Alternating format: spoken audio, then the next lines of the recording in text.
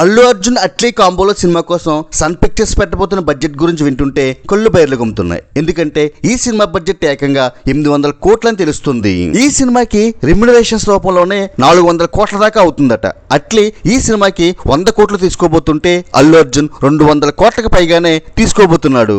మిగిలిన ఆర్టిస్టుల టెక్నీషియన్ల రెమ్యునరేషన్లతో కలిపి మొత్తం రెమ్యునరేషన్లకే 400 కోట్లు అవుతుంటే మరో 400 కోట్లు సినిమా మేకింగ్ అవబోతుందట.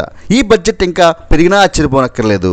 ఇలా బన్నీ అట్లీల ప్రాజెక్ట్ ఇండియాలోనే వన్ ఆఫ్ ది కాస్ట్లీయెస్ట్ ప్రాజెక్టుగా రికార్డ్ క్రియేట్ చేయబోతుంది.